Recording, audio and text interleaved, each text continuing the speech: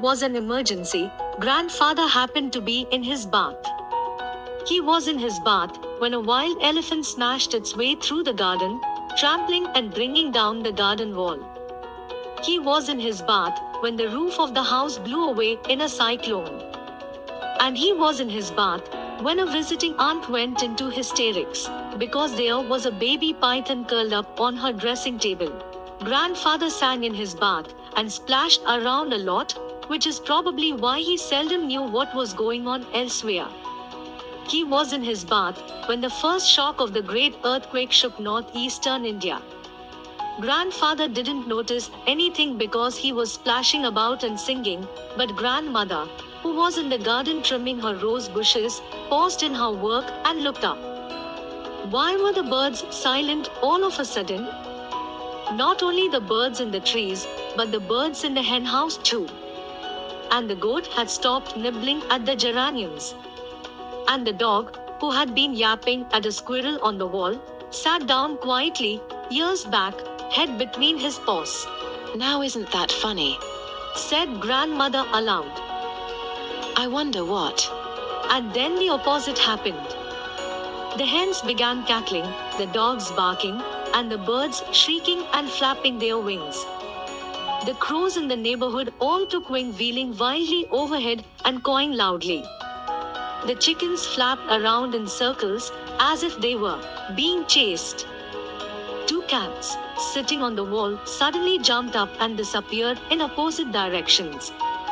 Grandmother had read somewhere that animals sense the approach of an earthquake much quicker than humans. And true enough, within half a minute of her noticing the noise made by the animals, she heard a rattling, rumbling sound like the approach of an express train. The noise increased for about a minute, and then there was the first trembling of the ground. The animals by this time all seemed to have gone mad and were making a hideous noise. Grandmother said later that the house actually swayed in front of her.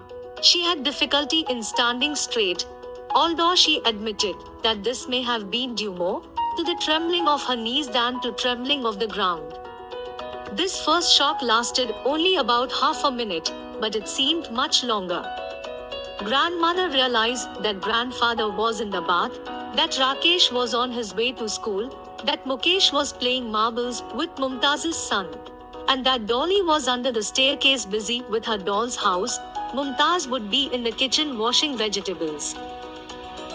Grandmother rushed indoors to fetch Dolly. As she did so, the rumble grew louder. Grandfather did not hear it because he was still singing. But grandmother heard it, so did Dolly, who also noticed that her doll's house was beginning to totter. Along with the rumble, Mumtaz heard the rattle of crockery. A teapot slithered off the sideboard and fell to the floor in pieces. In the sitting room, an antique vase, 300 years old, according to grandfather, leapt off the mantelpiece and crashed to the ground.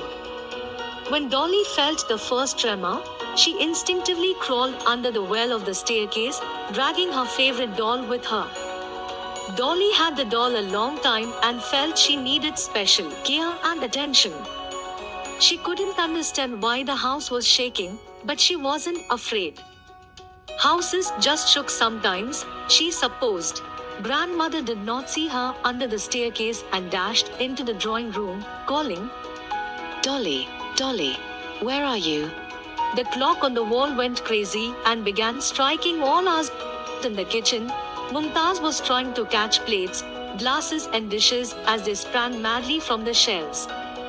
Mukesh had lost all his marbles and not in a game with his friends. They had rolled out of the gate and down the road and then disappeared into the ground, where a number of fissures had appeared. Grandfather stopped singing when he found he couldn't manage the high notes. He noticed that his bathtub was almost empty. Surely he hadn't splashed so much. He reached for the mug, but couldn't find it. He started getting out of the tub, but the tub itself rose up and pitched him out on the flooded bathroom floor. A ghost, Exclaimed grandfather. There's a mischievous ghost in here, playing tricks with the tub. He grabbed his bathrobe and wrapped it around him, then flung open the bathroom door and dashed onto the landing. By that time, the first earthquake tremor was over, Couldn't have a proper bath. grumbled grandfather. There wasn't enough water in the tub. Didn't you feel it? Asked grandmother. Feel what? The earthquake. Didn't feel a thing. You must have imagined it. Well, most of the crockery is broken, as well as that vase you brought back from Burma. You can eat your lunch out of a banana leaf, or use Dolly's toy tea set.